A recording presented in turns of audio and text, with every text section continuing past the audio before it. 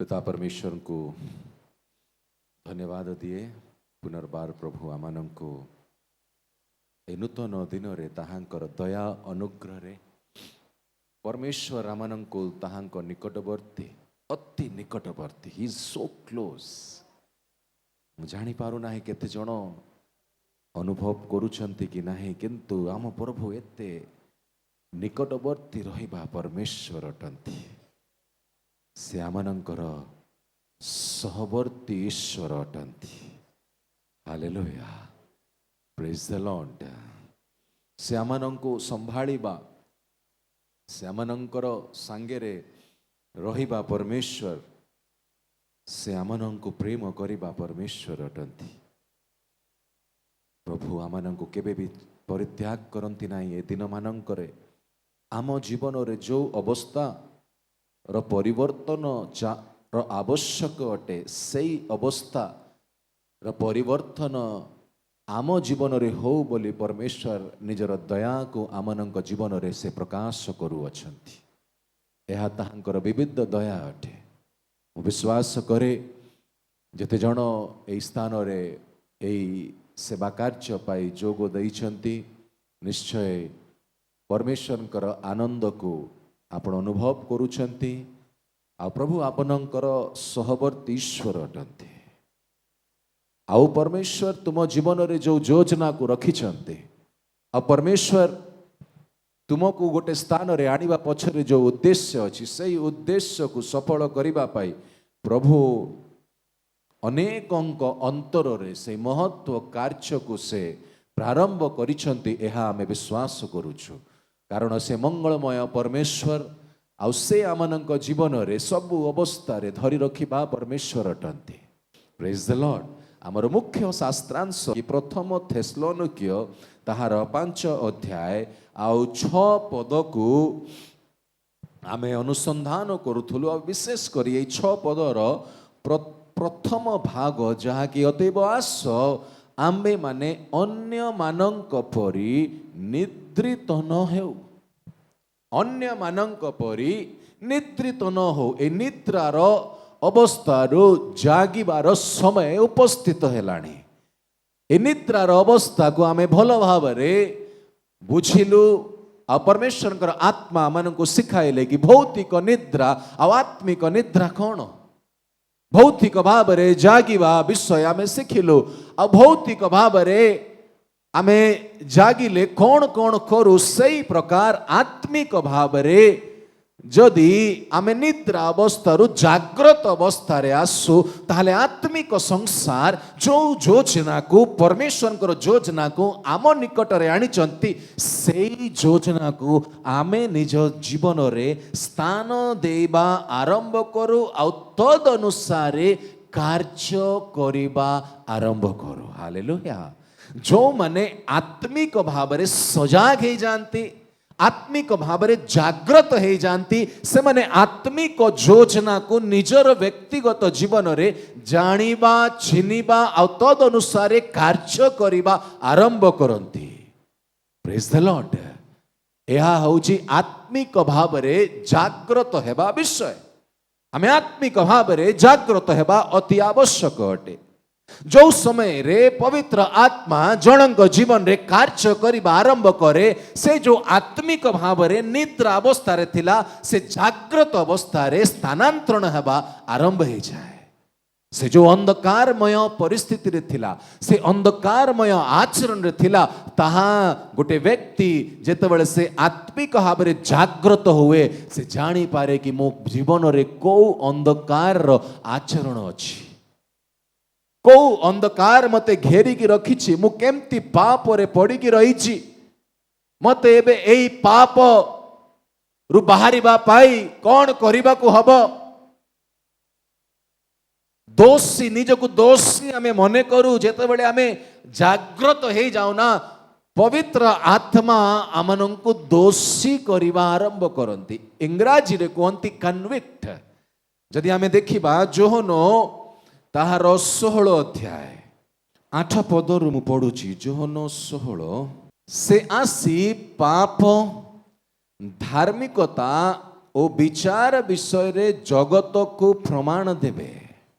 ଏଇଠି ଓଡ଼ିଆରେ ପ୍ରମାଣ ଦେବେ ଲେଖା ହେଇଛି, କିନ୍ତୁ ଇଂରାଜୀ ତର୍ଜମାରେ ଲେଖା ହେଇଛି କି ପବିତ୍ର ଆତ୍ମା ଆସି ଗୋଟେ ବ୍ୟକ୍ତିଙ୍କୁ କନଭିକ୍ଟ କରିବେ। ଆଉ କନଭିକ୍ଟର ଯଦି ଡିକ୍ସନାରୀ ଅର୍ଥକୁ ଦେଖିବା ତାହା ହେଉଛି ଦୋଷୀ କରାନ୍ତି। ସେ ଠିକ ଅଛି କି ନାହିଁ? କ'ଣ କରାନ୍ତି?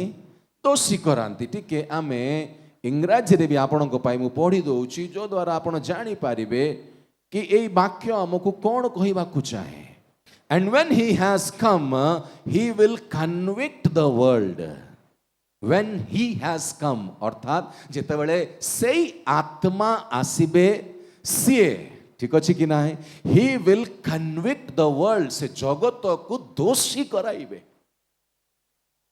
ଉଚିତ ଶବ୍ଦ ଏହି ସ୍ଥାନରେ ହିନ୍ଦୀ ଆଉ ଓଡ଼ିଆରେ ଉଚିତ ଟ୍ରାନ୍ସଲେସନ ହେଇ ନାହିଁ।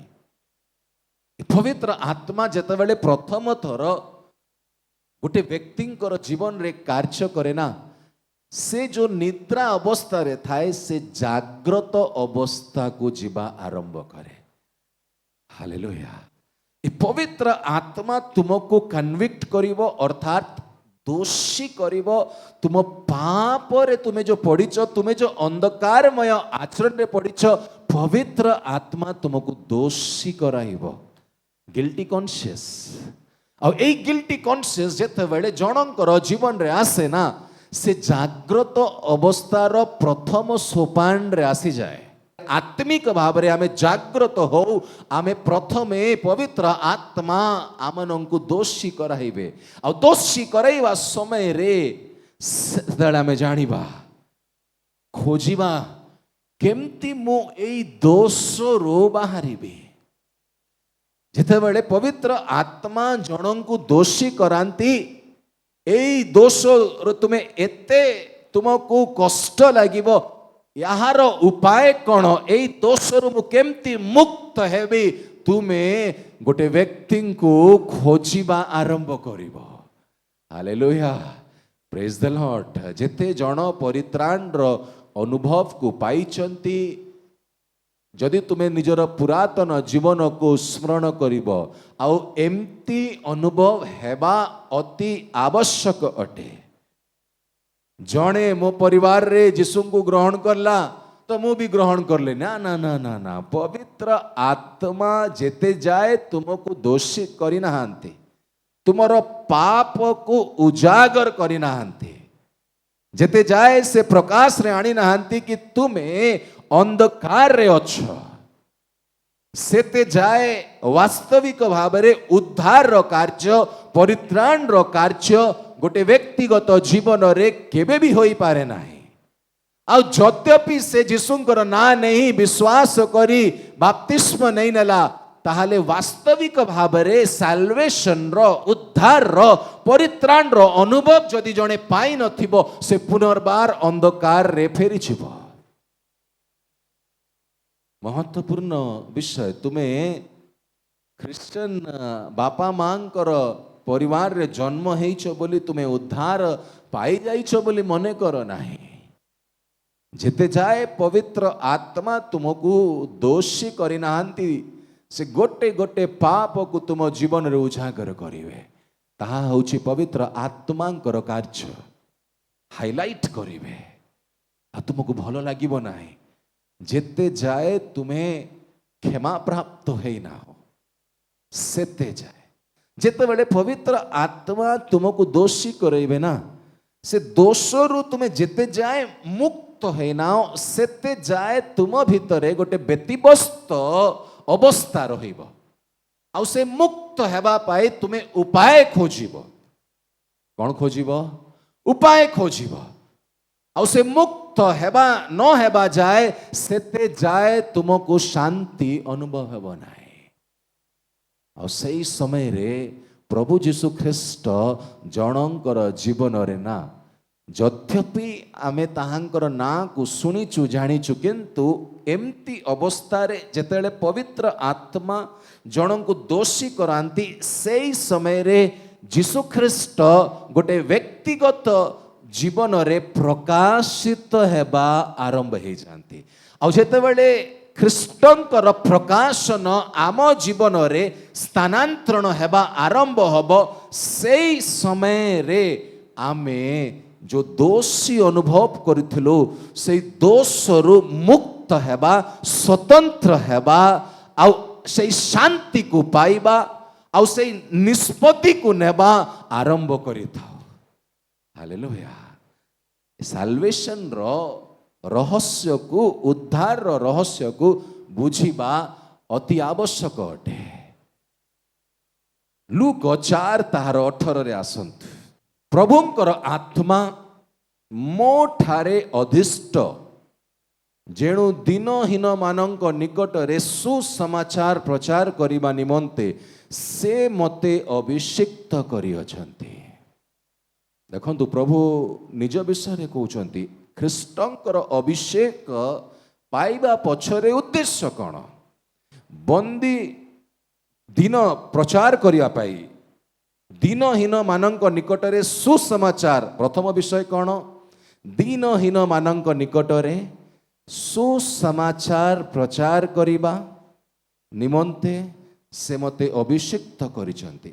प्रथम विषय ख्रीष्टंकर अभिषेकर प्रथम विषय दीनहीन मानक निकटरे सुसमाचार प्रचार हेबा। द्वितीय विषय से बंदी मानक निकटरे मुक्ति ओ अंध मानक निकटरे दृष्टि लाभर विषय घोषणा करने को, पुणी उपद्रव प्राप्त लोक मानंकु मुक्त करने को। ये चारिटा विषय जीशु ख्रीष्टंक द्वारा जनकर जीवन रे हेई पारे। Praise the Lord.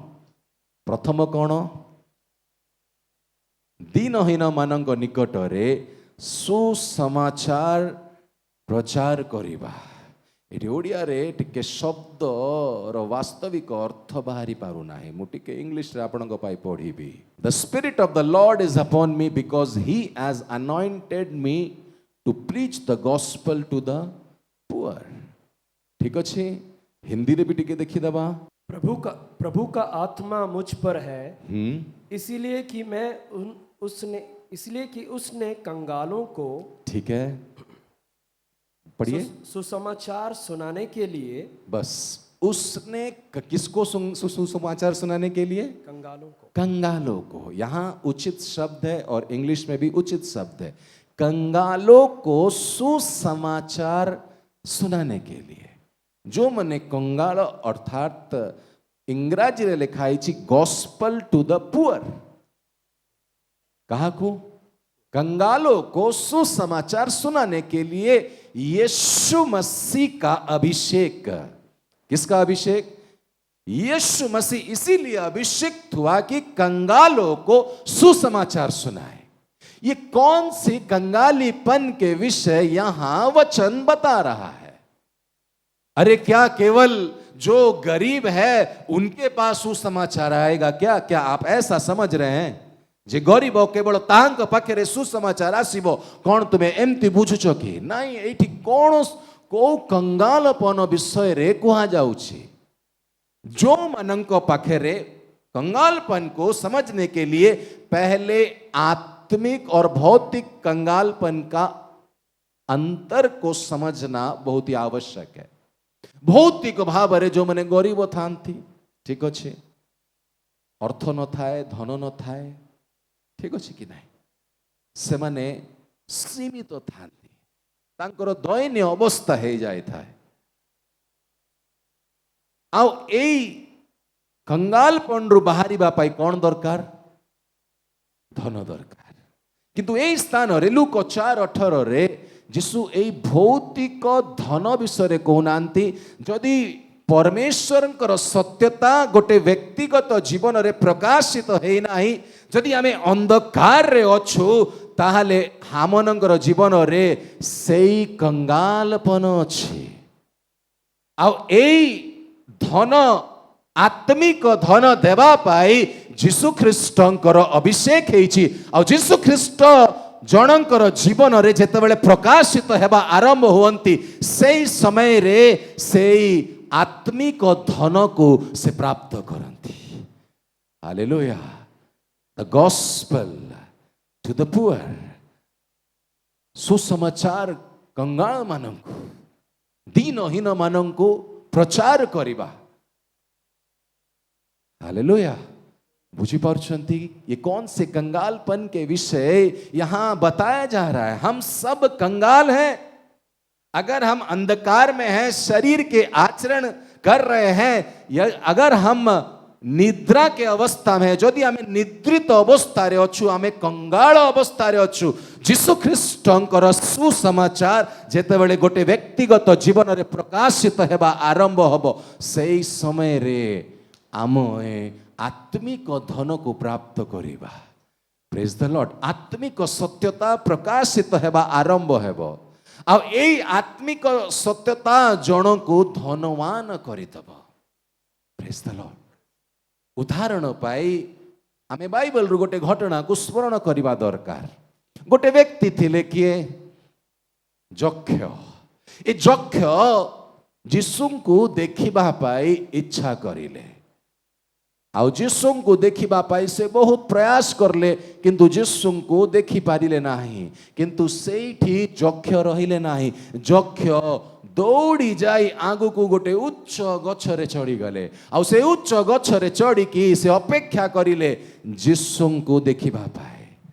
आउ जेतेबेले जीसु जक्षंकर निकटवर्ती हेले, जीसु जक्षं को देखिले, जक्ष सेठू ओह्लाई आस, तुम्हें से स्थान रे रुह नाही, आज अवश्य आमको तुम गृह रे जीवा को हबो।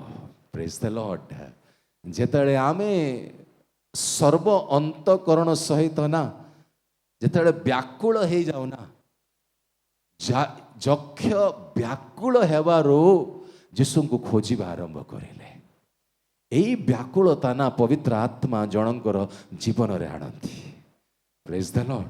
एई व्याकुलता जेतेबेले आसीबो ना, पवित्र आत्मा तुमको दोषी कराइबे ना, तुम्हें जीसु को किछि भी करिवो, किंतु जीसु को खोजिबा आरंभ करिवो। Praise the Lord. ए जक्ष रहिले नाही। आ जेतेबेले तुम्हें सर्व अंतकरण सहित तुम्हें प्रभु को खोजिबा आरंभ करिवो ना, प्रभुंकर दृष्टि तुम आड़े रहिबा। हालेलुया। अनेक लोक थिले से स्थान रे, थिले कि नाही? भीड़ चालुथला जीसुंग पछरे। भीड़ कौन पे चालुथला जीसुंग पछरे कही हब नाही, किंतु जीसुंकर दृष्टि गोटे व्यक्तिंक ऊपर। आज हेई पारे आमे गोटे भीड़ समूह ए स्थान रे अछु। जदि तुमे चाहुछ कि जीसुंक दृष्टि तुम ऊपर आसु, तुमको किछि भिन्न विषय करिबा अति आवश्यक। हालेलुया। जदि भीड़ जेमती चालुची सेमती तुमे जीसुंको पश्चातगमी हब, जीसु तुम जीवन रे प्रकाशित केबे भी हेबे नाही।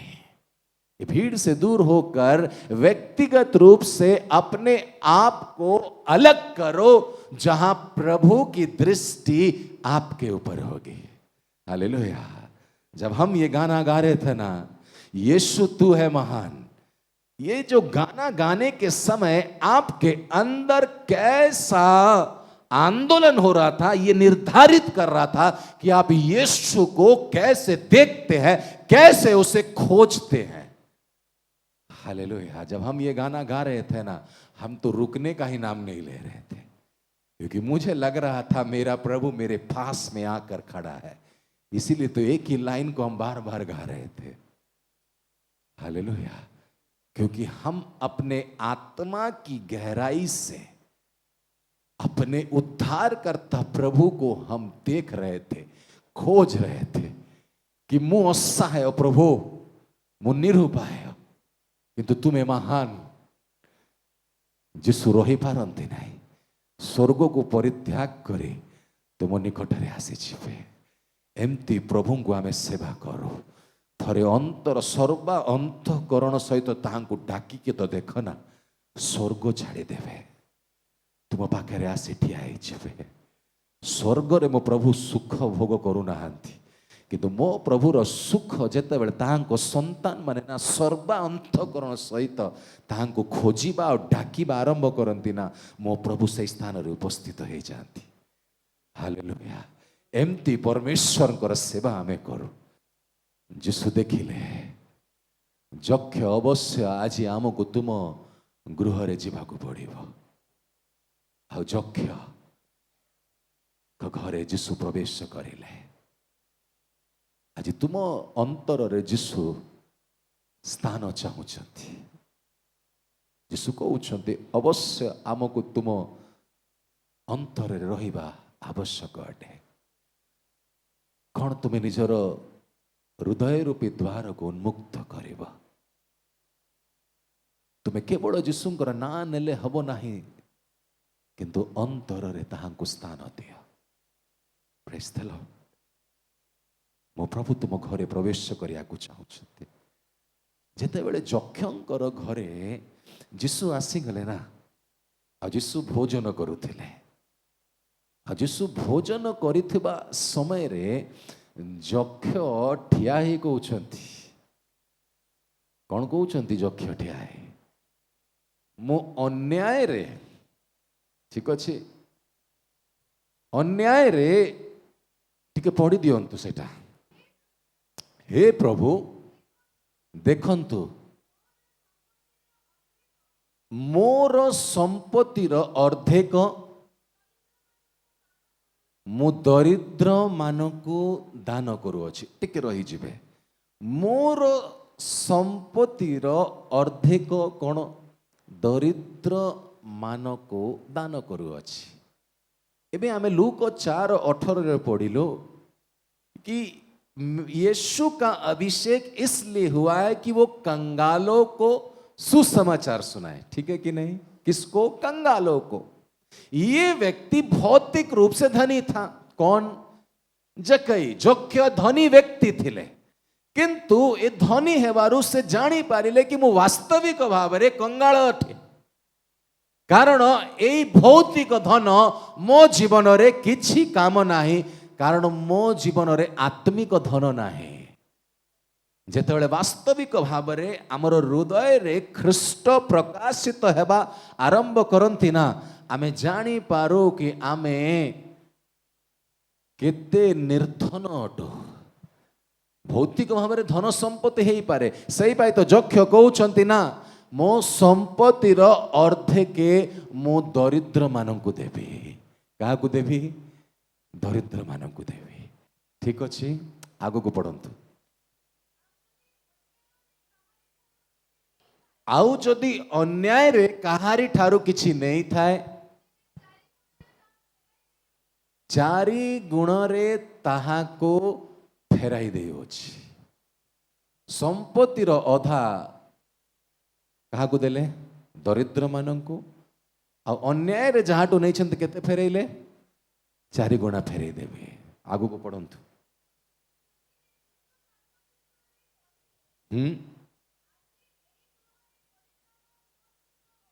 आजी एही गृह रे परित्राण उपस्थित होई अछि।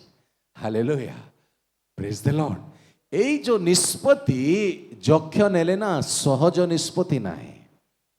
जीशु जेतेबेले यक्षंकर घरे प्रकाशित हेले, जीशु गोटे भी शब्द कहले कि वाक्य रे लिखा है किछि कहले प्रचार करले कि से स्थान रे जीशु किछि भी कहि नांती, किंतु जीशुंकर उपस्थिति, जीशुंकर ख्रीष्टंकर प्रकाशन यक्षंकर जीवन रे एई पदक्षेप नेबा पाई यक्षंको शक्ति प्रदान करिले। सहज विषय नाही। कौन है गले? शून्य। कारण से अन्याय रे अर्थ लाभ करिथिले। गोटे बड़ पदरे थिले, करग्राही, प्रधान करग्राही थिले।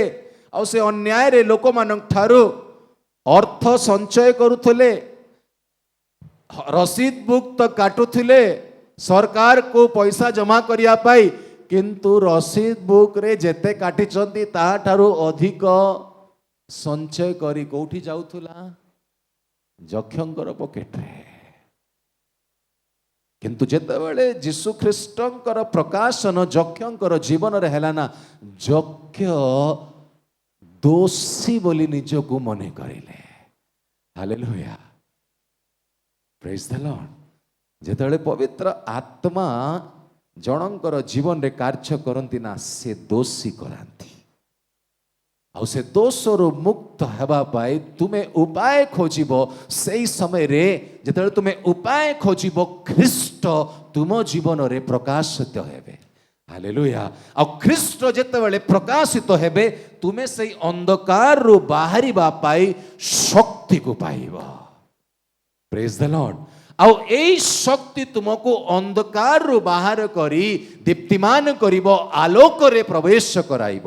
ଯାହା ବି କ୍ଷତି ହଉନା କାହିଁ, ଯାହା ବି ମୋତେ ପରିତ୍ୟାଗ କରିବାକୁ ହଉନା କାହିଁ, ମୁଁ ପରିତ୍ୟାଗ କରିବି, କାରଣ ଖ୍ରୀଷ୍ଟ ମୋ ଜୀବନରେ ପ୍ରକାଶିତ ହେଇଛନ୍ତି। ଆଉ ମୋତେ ଏହି ଆତ୍ମିକ ଧନ ଦରକାର। ସହଜ ବିଷୟ ନାହିଁ। ଏ ସମ୍ପତ୍ତିକୁ ଦେବା ଏତେ ସହଜ ନାହିଁ। ଯେତେ ଯାଏ ଖ୍ରୀଷ୍ଟ ଜଣଙ୍କ ଜୀବନରେ ପ୍ରକାଶିତ ହେଇନାହାନ୍ତି ନା, ସବୁ କିଛି ଦେବା ସହଜ ନାହିଁ। କିନ୍ତୁ ଯକ୍ଷ ଜାଣିଗଲେ କି ମୁଁ ବାସ୍ତବିକ ଭାବରେ ଗରିବ ଅଟେ। यही तो लुक 4:18 कुहाଯାଇଛି ना, कंगालों को सुसमाचार। ये जक्कई कंगाल था, इसने जान लिया और यीशु मसीह के सुसमाचार को उसने ग्रहण किया और उससे पालन किया, तो वो क्या हो गया? धनी व्यक्ति हो गया। हालेलुया। वो आत्मिक रूप से धनी व्यक्ति हो गया। जब यीशु मसीह आपके जीवन में कार्य करने लगता है ना, हर वो चीज जो जगत को लाभदायक लगती है ना, आप उसे छोड़ने लगते हैं। ଯକ୍ଷ ତ ତାହା ହିଁ କରିଲେ ନା। ଯକ୍ଷ ପାଇ ଯୋଉ ଧନ ଥିଲା ତାହା ତାହାଙ୍କ ପାଇଁ ଅନ୍ଧକାରମୟ ଜୀବନ ଥିଲା, କାରଣ ସେ ଅନ୍ୟାୟରେ ସେଇ ଧନକୁ ସଞ୍ଚୟ କରିଥିଲେ। ସେଇ ଧନକୁ ସେ ପରିତ୍ୟାଗ କରିଲେ। ଆଉ ଯୀଶୁ ଖ୍ରୀଷ୍ଟ କହିଲେ ଆଜି ଏଇ ଘରେ ପରିତ୍ରାଣ ଆସିଛି। ପ୍ରେଜ୍ ଦ ଲର୍ଡ। परमेश्वर योजना रे चलवा निज जीवन को समर्पण करंतु। परमेश्वर आमन को यही जगत रे गोटे विशेष उद्देश्य आनी उद्देश्य को सफल करने आम निज जीवन को समर्पण करने अति आवश्यक अटे। केवल शुणा आउ जानिबा यथेष्ट नुह, किंतु शुणा आउ जानिबा आउ तद अनुसार जब तुम्हें चलवा आरंभ करिवो ना, सेतेबेले तुम्हें भिन्न व्यक्तित्व हेइजिवो। Praise the Lord. शुणा आउ जानिबा व्यक्ति केवल से मैंने जदि सेमती ही चालुथिबे तो जगत सेमानंकर चालिबा देखिबे, किंतु जेतेबेले जे ऊर्ध्वरु सुड़े आ ऊर्ध्वर शक्ति को जाने आ सेई अनुसार चालिबा आरंभ करिवो ना, सेतेबेले स्वर्ग तुमर चालिबा विषय को बुझिबा आरंभ करिवो। हालेलुया। Praise the Lord. प्रभु तुम जीवन पाई जो योजना रखिछंती ना ताहा से सफल करिवे। Praise the Lord. एही पाई तो से प्रभु अटंती ना। मो जीवन पाई भी एमती परमेश्वर को योजना थिला। भावंतु नहीं मु कोनोसी बाइबल ट्रेनिंग नहीं किया, कोनोसी बीटीएच या सीटीएच करिया पे आमे सौभाग्य पाई ना हो। आमे तो जगत रे हजि जाइथिलो, किंतु दिने परमेश्वर को दर्शन को पाई आमे परमेश्वर को पथ को चलवा आरंभ करियछु। सब किछि मते जाओ मो पाई लाभदायक थिला, एते सहजरे मु छाड़ी नाही। जुनुस जेमती ताहांको कुहा गला ना, निन्वी को जाओ, निन्वी को न गले तर्शीस को चली गले। आमे भी सेमती थिलु। प्रभु जोटी पठौथिले, जो पदक्षेप नेबा पाई कहउथिले ना, आमे नाराज। प्रभु दीटा करले हबो नाही कि लास्ट टिके प्रभु माछर पेटरे पखाइले। आउ सही समय रे जतले कष्ट हैला ना, प्रभु तुम्हें जहाँ कहूछ ताहा ही करिबी, आउ मो पाखरे बाट नाही। परमेश्वर को योजना रे चलवा आमे आरंभ करिछु। आ जतले तुम्हें परमेश्वर को योजना रे चलिबो ना, सब किछि तुमको परित्याग करिया को पड़िबो। जेतेबेले प्रेरित माने जीशु पछरे चलुथिले ना, ए प्रेरित माने जीशु को कहले आमे तो निजर परिवार, निजर भार्या पिला छुआ को परित्याग करी तुम पछरे चालू अच्छे, आमर कौन लाभ हम? ଯୀଶୁ କହିଲେ ଇହ ଜଗତରେ ତ କିଛି ହେବ ନାହିଁ କିନ୍ତୁ ଆସନ୍ତା ଜଗତରେ ତୁମକୁ ପୁରସ୍କାର ମିଳିବ। ହାଲେଲୁୟା। ଆଉ ସେଇ ପୁରସ୍କାରକୁ ପ୍ରାପ୍ତ କରିବା ପାଇଁ ଆମେ ଯେଉଁ ଯାତ୍ରାକୁ ଆରମ୍ଭ କରିଛୁ ନା ଆଉ ପଛକୁ ମୁଡ଼ିକି ଦେଖୁନାହୁଁ। ଅନେକ ଲୋକ ଆମ ସହିତ ଟିକେ ଦୁଃଖ କରନ୍ତି, ବିଶେଷ କରି ପାଖରେ ଥିବା ଲୋକମାନେ। କିନ୍ତୁ କ'ଣ କରିବା, ଆହ୍ୱାନ ପାଇଛୁ, ଆହ୍ୱାନରେ ଚାଲିବା ପାଇଁ ଆମେ ତତ୍ପର ଅଟୁ। କାରଣ ଯିଏ ଆମକୁ ଆହ୍ୱାନ କରିଛନ୍ତି ସେ ଆମମାନଙ୍କୁ ଆଉ ଆମ ସହିତ ଜଡ଼ିତ ପ୍ରତ୍ୟେକ ବ୍ୟକ୍ତିଙ୍କୁ ବି ସେଇ ସମ୍ଭାଳିବେ। ପ୍ରେଜ୍ ଦ ଲର୍ଡ। ସୋ ପରମେଶ୍ୱରଙ୍କର ଯୋଜନା ଥାଏ ଖ୍ରୀଷ୍ଟ ଯେତେବେଳେ ତୁମ ଜୀବନରେ ପ୍ରକାଶିତ ହେବା ଆରମ୍ଭ ହେବେ ନା ସେଇ ସମୟରେ ତୁମେ ଅନ୍ଧକାରମୟ ପରିସ୍ଥିତିରୁ ବାହାରିବା ଆରମ୍ଭ କରିବ। ପ୍ରେଜ୍ ଦ ଲର୍ଡ। ତୁମେ ସେଇ ଆତ୍ମିକ ଧନକୁ ପ୍ରାପ୍ତ କରିବା ଆରମ୍ଭ କରିବ। ଲୁକ 4:18 ପୁନର୍ବାର ଆସିଯାଆନ୍ତୁ। ପ୍ରଭୁଙ୍କର ଆତ୍ମା ମୋ ଠାରେ ଅଧିଷ୍ଠିତ ଯେଣୁ ଦିନହୀନ ମାନଙ୍କ ନିକଟରେ ସୁସମାଚାର ପ୍ରଚାର କରିବା ନିମନ୍ତେ ସେ ମୋତେ ଅଭିଷିକ୍ତ କରିଅଛନ୍ତି। ବନ୍ଦୀମାନଙ୍କ ନିକଟରେ ମୁକ୍ତି ଓ ଅନ୍ଧମାନଙ୍କ ନିକଟରେ ଦୃଷ୍ଟି ଲାଭର ବିଷୟ ଘୋଷଣା କରିବାକୁ। ଦ୍ୱିତୀୟ ବିଷୟ କ'ଣ? ବନ୍ଦୀମାନଙ୍କ ନିକଟରେ ମୁକ୍ତି। ହାଲେଲୁୟା। ଖ୍ରୀଷ୍ଟଙ୍କର ଅଭିଷେକ କ'ଣ କରେ? ବନ୍ଦୀତ୍ୱ ଅବସ୍ଥାରୁ ଆମମାନଙ୍କୁ ମୁକ୍ତ କରେ। ପ୍ରେଜ୍ ଦ ଲର୍ଡ। ପାଉଲ ଆଉ ସିଲା ଯେତେବେଳେ କାରାଗାରରେ ଥିଲେ ନା, ବନ୍ଧନରେ ଥିଲେ, ଆଉ ତାଙ୍କ ସାଙ୍ଗରେ ଅନ୍ୟ ଲୋକମାନେ ବି ବନ୍ଦୀ ଅବସ୍ଥାରେ ଥିଲେ। ଆଉ ଯେତେବେଳେ ସେମାନେ ରାତ୍ରିରେ ନା ସ୍ତବଗାନ ଈଶ୍ୱରଙ୍କର କରିବା ଆରମ୍ଭ କରିଲେ ନା, ସେତେବେଳେ ଖ୍ରୀଷ୍ଟଙ୍କର ଅଭିଷେକ ସେଇ ସ୍ଥାନରେ ଏତେ ଶକ୍ତିଯୁକ୍ତ ଭାବରେ ଓହ୍ଲାଇ ଆସିଲା, ସେମାନେ ବି ମୁକ୍ତ ହେଲେ। ଯେତେ ଜଣ ତାହାଙ୍କ ସାଙ୍ଗରେ ଥିଲେ ସେମାନେ ବି ବନ୍ଧନ ମୁକ୍ତ ହେଇଗଲା। ହାଲେଲୁୟା। ଏହି ବନ୍ଦୀମାନଙ୍କୁ ମୁକ୍ତ କରିବା ପାଇଁ ଖ୍ରୀଷ୍ଟଙ୍କର ଅଭିଷେକ ଗୋଟେ ବ୍ୟକ୍ତିଗତ ଜୀବନରେ କାର୍ଯ୍ୟ କରେ। ଆଉ କାରାରକ୍ଷକ କ'ଣ କରିଲା? କାରାରକ୍ଷକ କହୁଛନ୍ତି ଉଦ୍ଧାର ପାଇବା ପାଇଁ ଆମେ କ'ଣ କରିବା? ପ୍ରେଜ୍ ଦ ଲର୍ଡ। କ'ଣ କାମ କରିଥିଲା ଏହି ସ୍ଥାନରେ? ପାଉଲ ଓ ସିଲା ପ୍ରଚାର କରିଥିଲେ କି? କିନ୍ତୁ କାରାରକ୍ଷକ କହୁଛନ୍ତି ଉଦ୍ଧାର ପାଇବା ପାଇଁ ମହାଶୟ ଆମେ କ'ଣ କରିବା? ଆମକୁ ବାଟ ଦେଖାଅ। କାରଣ ଖ୍ରୀଷ୍ଟଙ୍କର ଅଭିଷେକ ଯେଉଁ ସ୍ଥାନରେ ଓହ୍ଲାଇ ଆସେ ନା, ସେମାନେ ଉପାୟ ଖୋଜନ୍ତି ଉଦ୍ଧାର ପାଇବା ପାଇଁ। କାରଣ ପବିତ୍ର ଆତ୍ମା ଯେଉଁ ସ୍ଥାନରେ କାର୍ଯ୍ୟ କରିବେ ସିଏ ଜଗତକୁ ଦୋଷୀ କରିବେ। ଆଉ ଯେ ନିଜ ଦୋଷକୁ ଜାଣିପାରିବ ସେ ମୁକ୍ତ ହେବା ପାଇଁ ଉପାୟକୁ ଖୋଜିବ। ହାଲେଲୁୟା। ଆଉ ସେଇ ଉପାୟ କେବଳ ଖ୍ରୀଷ୍ଟ ହିଁ ଦେଇପାରିବେ ତୁମକୁ। ପ୍ରେଜ୍ ଦ ଲର୍ଡ। এই ଉପାୟ ସ୍ଥାନରେ ଆମକୁ ଆସିବା ଅତି ଆବଶ୍ୟକ ଅଟେ। ତୁମେ ହେଇପାର କୌଣସି ମଣ୍ଡଳୀରେ ସଂଯୁକ୍ତ ହେଇଛ, ତୁମେ କୌଣସି ମଣ୍ଡଳୀରେ ଜଡ଼ିତ ବି ହେଇପାର, ତୁମେ ଖ୍ରୀଷ୍ଟିଆନ ପରିବାରରେ ବର୍ଷ ବର୍ଷ ଜୀବନ ବ୍ୟତୀତ କରୁଛ, ତାହା ଯାଏ ଆସେ ନାହିଁ। ଯେତେ ଯାଏ ତୁମେ ନିଜର ଅନ୍ଧକାରମୟ ଜୀବନ ତୁମ ପାଖରେ ପ୍ରକାଶିତ ହେଇନାହିଁ, ତୁମେ ଦୋଷୀ ହେଇନାହ, ସେତେ ଯାଏ ତୁମେ କେବେ ବି ମୁକ୍ତ ହେଇପାରିବ ନାହିଁ। ଆଜି ସମସ୍ୟା ଏହା ନା କି ଆମେ ପ୍ରଭୁଙ୍କର ବାସ୍ତବିକ ଧାର୍ମିକତାକୁ ନ ବୁଝିପାରୁ ଆମର ଏହି ଅବସ୍ଥା ଅଛି। ଆମେ ଧାର୍ମିକତା ଉପରେ ଯିବା ନେକ୍ସଟ ସେସନରେ। ଧାର୍ମିକତା ସାରା ବିଶ୍ୱ ଆଜି ଧାର୍ମିକତାରେ କନଫ୍ୟୁଜନରେ ଅଛି। ଏ ଧାର୍ମିକତା ବିଷୟରେ କ'ଣ ଲୋକମାନେ ବୁଝନ୍ତି କି ଯୀଶୁ ଖ୍ରୀଷ୍ଟଙ୍କ ଉପରେ ବିଶ୍ୱାସ କର ତୁମେ ଧାର୍ମିକ ବୋଲି ଗଣନା ହେବ। ନା, ଦ୍ୟାଟ୍ ଇଜ ଦ ଇନକମ୍ପ୍ଲିଟ୍ ଗସ୍ପଲ।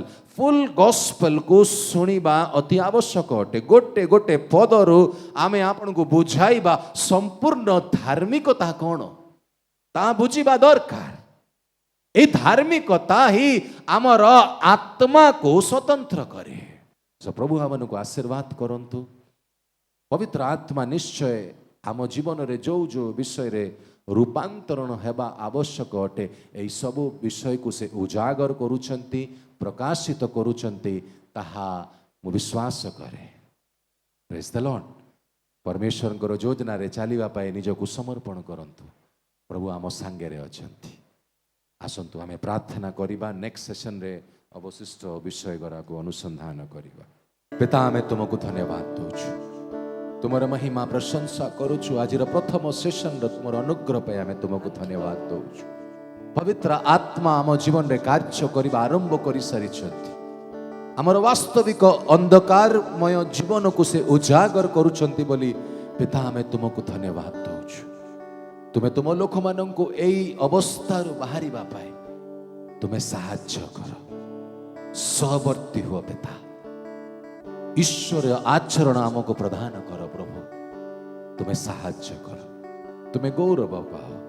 सारा आदर महिमा प्रशंसा तुमको दे एई प्रार्थना प्रिय प्रभु यीशु ख्रीष्टଙ୍କ ନାମରେ ମାଗୁଅଛୁ।